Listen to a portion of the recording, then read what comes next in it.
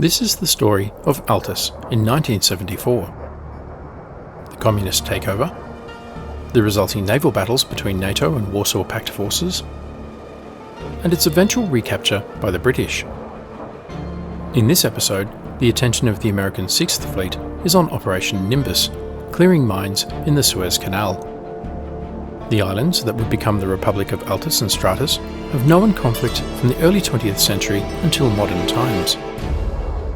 Historians of Altis and Stratis tend to focus on events on land, but locals know they live on islands. They are surrounded and their lives are dominated by thalassa, the sea. And they know that control of the islands inevitably falls to those who exercise thalassocratia. Sea power.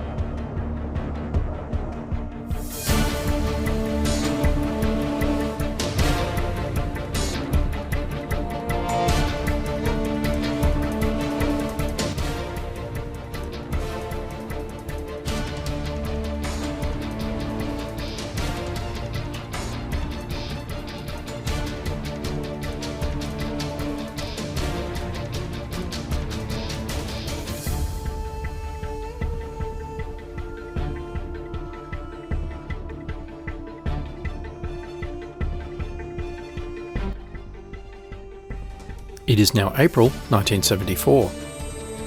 Following the Arab-Israeli War of October 1973, Israel and Egypt have agreed on a ceasefire. Negotiations are underway for a ceasefire with Syria. NATO forces are heavily committed in the eastern Mediterranean. The attention of the American 6th Fleet is firmly focused to the south, on Operation Nimbus, a mine clearance operation in the Suez Canal.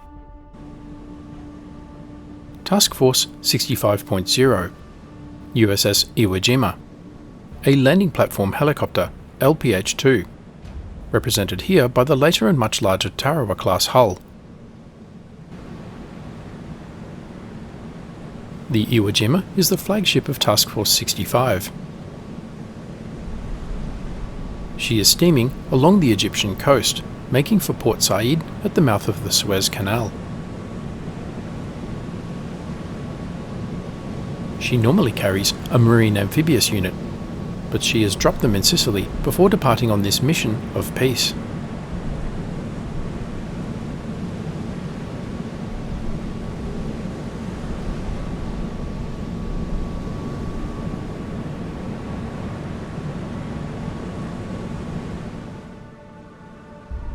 The Tarawa class is 326 metres long, 73 metres in beam, displaces 39,000 tonnes, and has a maximum speed of 24 knots. In contrast, the Iwo Jima class is only 180 metres long, 26 metres in beam, displaces 11,000 tonnes, and has a maximum speed of 22 knots. Iwo Jima also carries an embarked air wing. Task Force 65.3 consists of 6 CH-46 Chinook helicopters from Marine Medium Helicopter Squadron 261, or HMM 261. Their role is airborne search and rescue standby support, as well as logistics support, ferrying people and equipment around.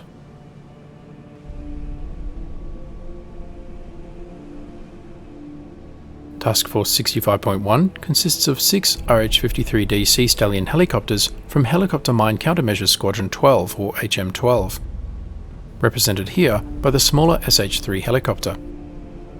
Their role is to assist the minesweeping operation by detecting mines. Remaining below decks, out of sight and not on the official order of battle, 4 AH-1 Cobra helicopters. These helicopters are armed with tow missiles, hydro rockets and a chain gun, just in case the task force sees any trouble. In company with Iwo Jima is Task Force 65.2. This consists of 3 Royal Navy ton-class mine hunters: HMS Bossington M1133, HMS Wilton M1116,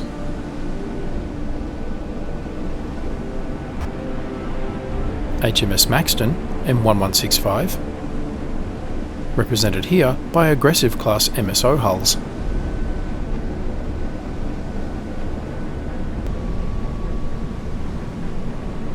The ton-class vessels, such as the Bossington here, are 152 feet long, 28 feet in beam, with an 8-foot draft and displace 360 tons. The Ton class were coastal minesweepers built in the 1950s for the Royal Navy. They were intended to meet the threat of seabed mines laid in shallow coastal waters, rivers, ports and harbours. She is armed with a single Bofors 40mm L60 gun in an open turret forward of the bridge. And for the purposes of this operation, two 50 caliber machine guns, one on either bridge wing.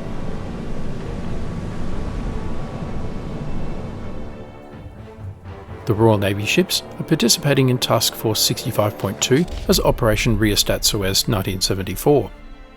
This is the funnel badge for that operation.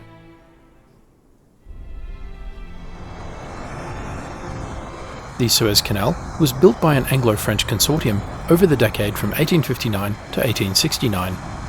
Located in Egypt, it offers ships a direct route between the North Atlantic and the Indian Ocean, removing the need for a lengthy sea journey around the southern Cape of Africa. The canal runs from the Mediterranean in the north to the Red Sea in the south.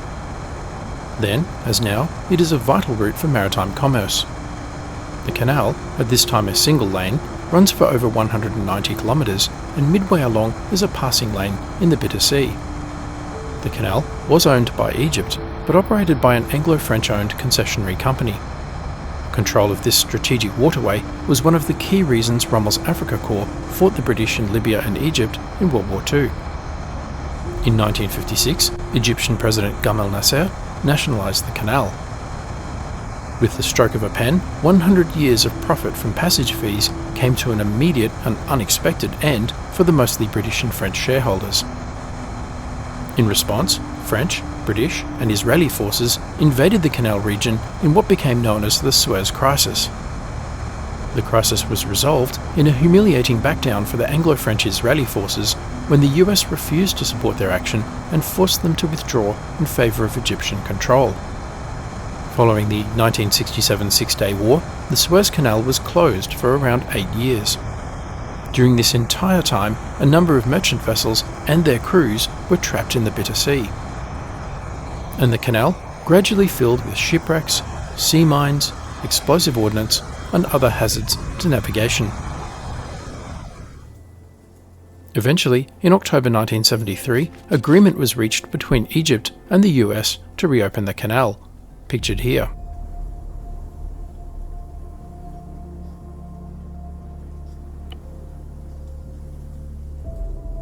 This agreement led to Operation Nimbus, a mine clearance operation. This was set out in O-Plan 4371, pictured here.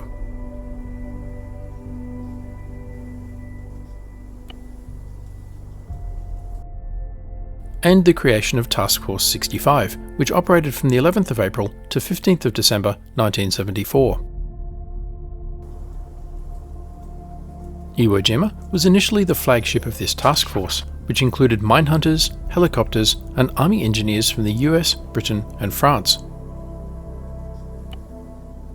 The naval mine clearance was known as Operation Nimbus Star,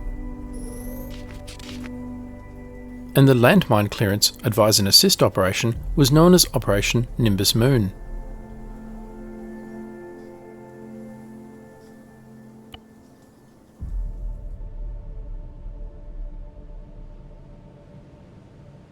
A Chinook from the Raging Bulls makes its way to the flight deck.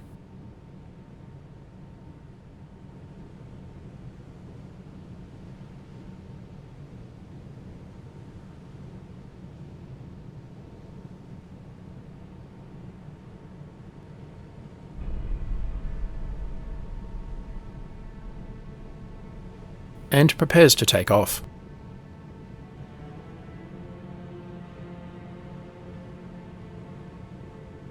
Aboard this Chinook is the Commander 6th Fleet, Vice Admiral Murphy, and the Commander of Task Force 65, Rear Admiral Carroll, and key members of their respective staff.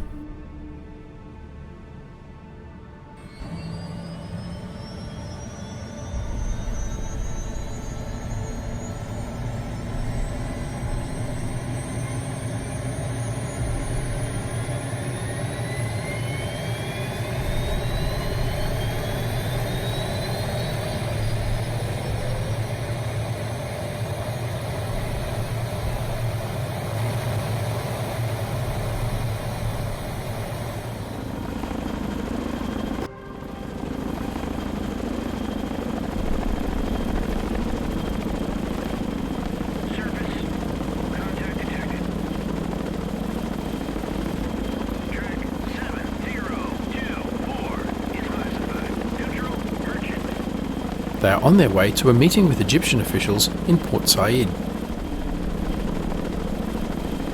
At the meeting, they hope to make final arrangements for clearance of the northern part of the Suez. With no one from state available, some military diplomacy is required.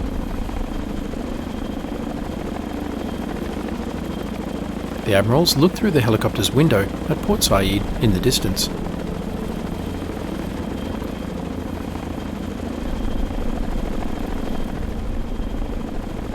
The Chinook makes its way to Port Said International Airport. The airport still bears the scars of the 1973 Arab-Israeli conflict.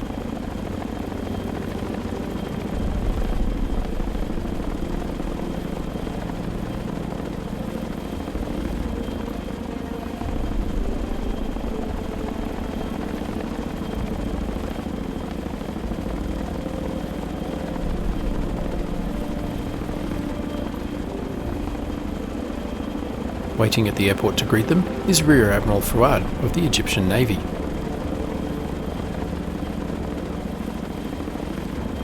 The Chinook touches down.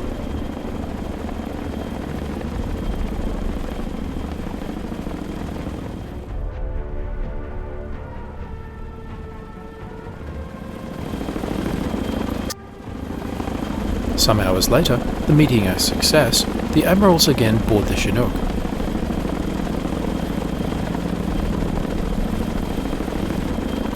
And return to Iwo Jima. They have left behind key liaison officers to make local arrangements. The N4 for logistics, such as food and accommodation and transport, and the N6 for communications back through the flagship to Naval Communications Station Greece.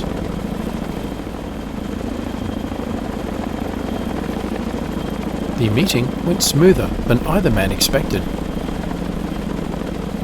Until very recently, the Egyptians were firmly in the Soviet camp.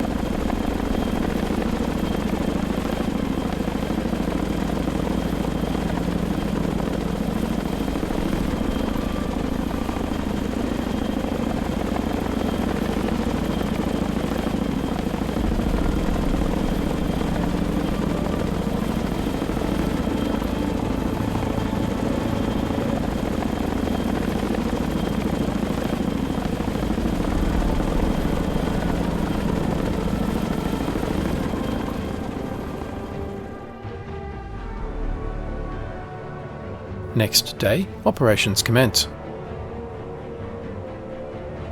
The task force must locate the wrecks of the Ismailia and Mecca, and conduct navigationally controlled minesweeping operations against bottom-placed influence mines in the Suez Canal out to 10 kilometers from Port Said. An SH-3 from the Sea Dragons makes its way to the flight deck and prepares to take off.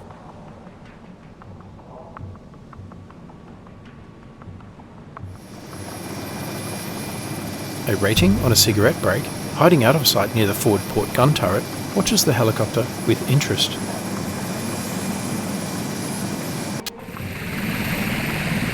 The SH-3 takes off.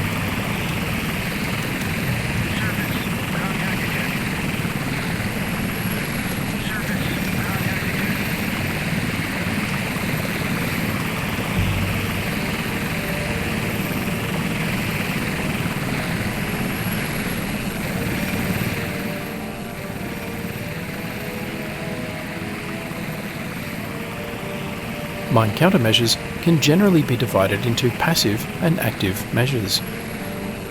Mine hunting is one of the active measures. This involves the detection, inspection, and destruction of naval mines. This is the slowest, but also the most thorough method. The SH-3 moves to the mouth of the Suez. It is conducting an initial reconnaissance of the area. This will help in planning clearance operations over coming months. In time, Task Force 65 would locate 10 wrecks blocking traffic in the Suez. Each would need to be salvaged before maritime traffic could continue. This operation was known as Nimrod Spar.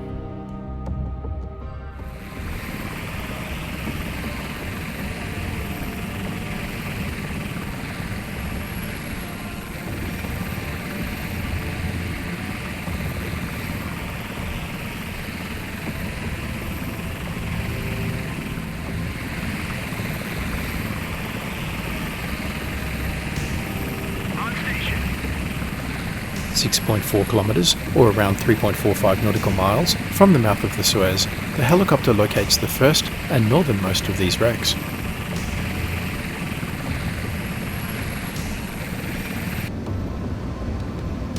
The Ismailia, a 1,500-ton vessel.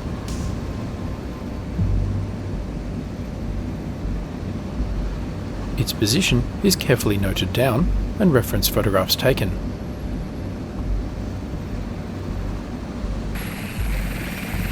The SH-3 moves on.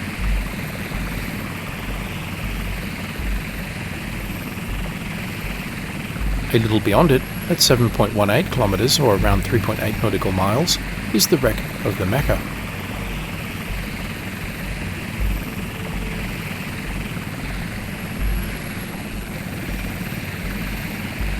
On station. Again, its position is carefully noted down and reference photographs taken.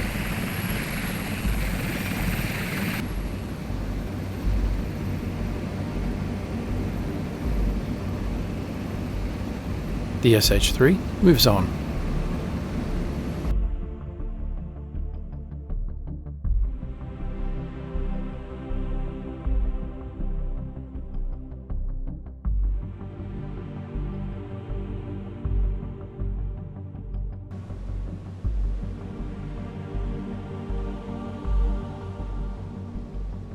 Some days, and a lot of reconnaissance and planning later, mine clearance operations begin.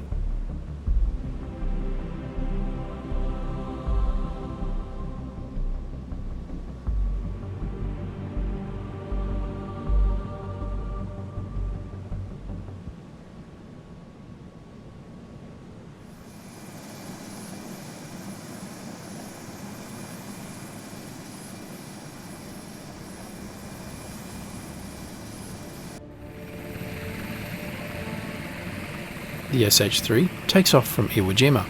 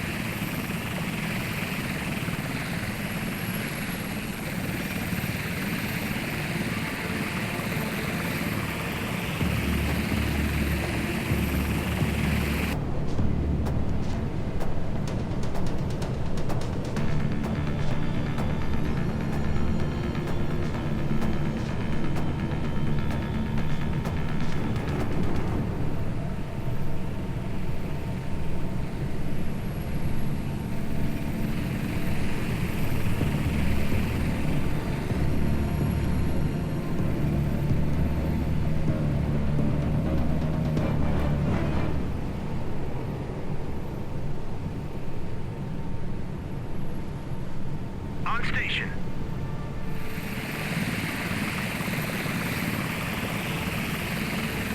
The helicopter has reached the mouth of the Suez and begins a methodical sweep.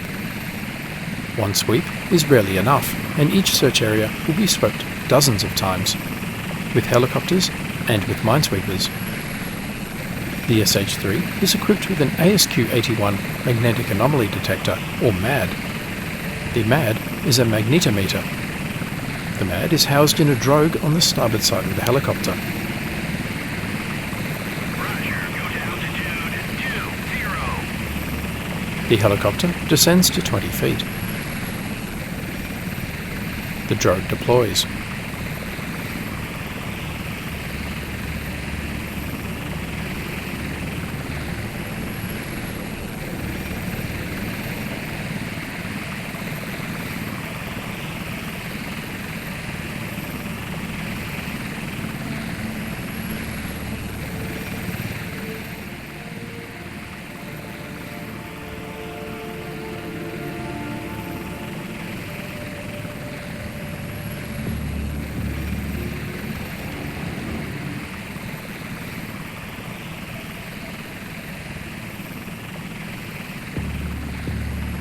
Track 7025 is classified.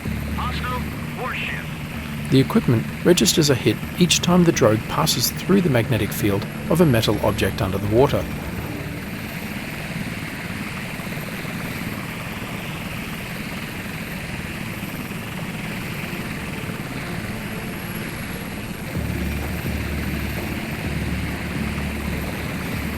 Track 7026 is classified.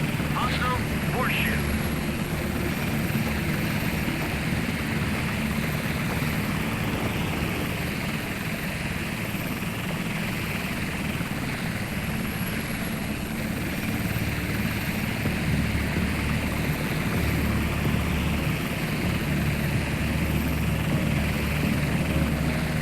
Track 7027 is classified. Hostile warship. Each hit is carefully marked for subsequent investigation by mine clearance vessels and divers.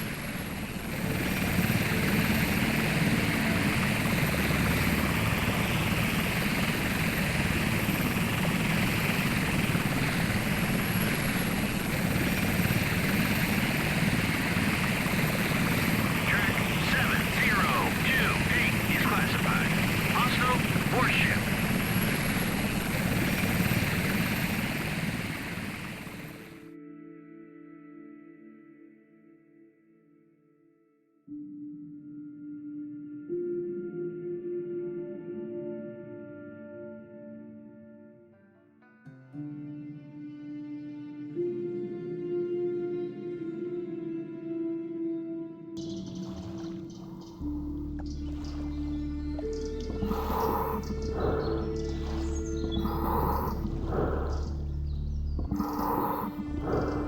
Divers carefully inspect each hit.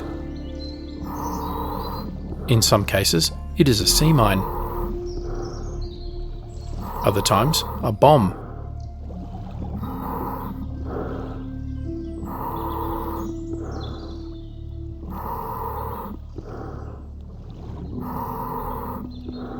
Or other types of ordnance, such as machine guns and RPGs, or ammunition. Often found in clusters, these items were deliberately and hastily dumped. Sometimes it was just non-ordnance ferrous litter, metal junk in other words.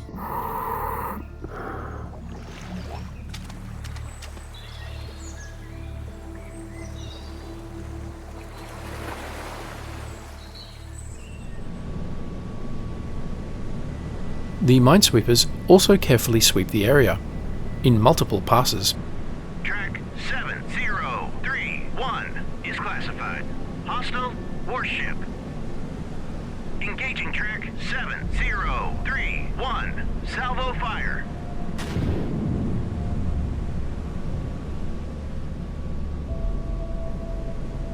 Once detected, each mine or other explosive ordnance is then removed by a controlled detonation.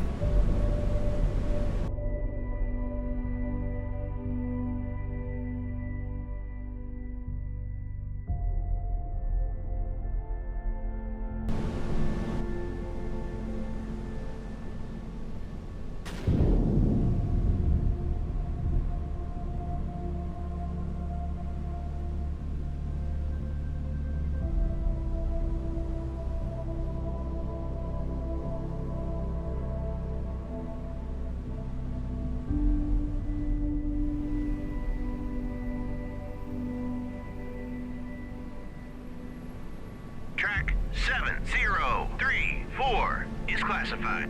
Hostile warship.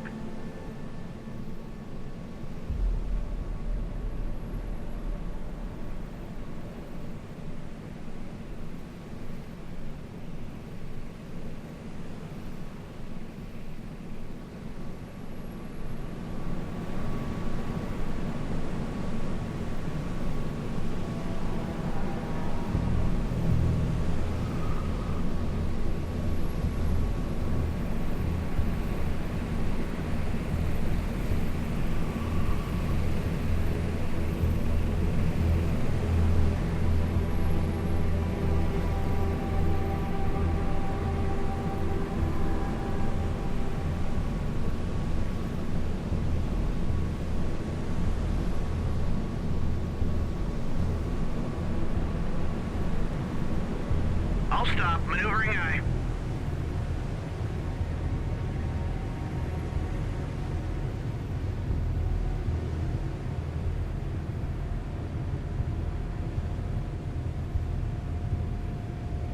Ahead 1/3. Maneuvering eye.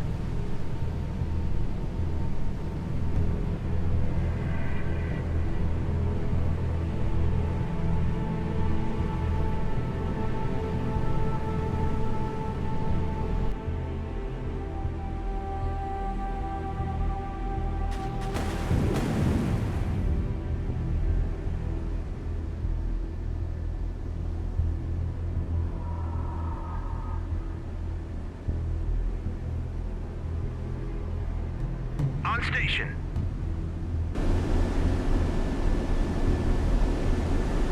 By the end of the operation, Task Force 65 will have disposed of 8,500 ordnance contacts.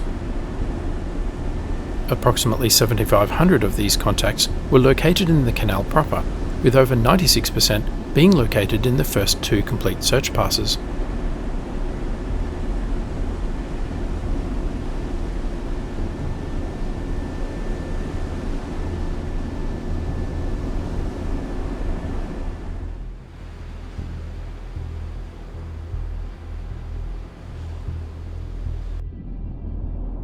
Keeping a careful watching eye and ear on NATO mine clearance operations is a Soviet Foxtrot-class patrol submarine.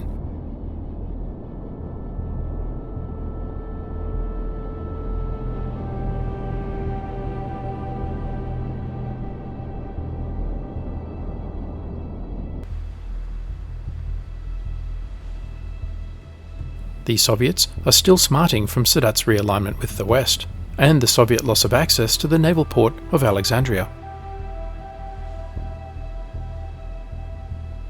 They are aware of the mine clearance operation, and keen for the Suez to reopen, but for their own reasons. And as always, they remain deeply suspicious of NATO.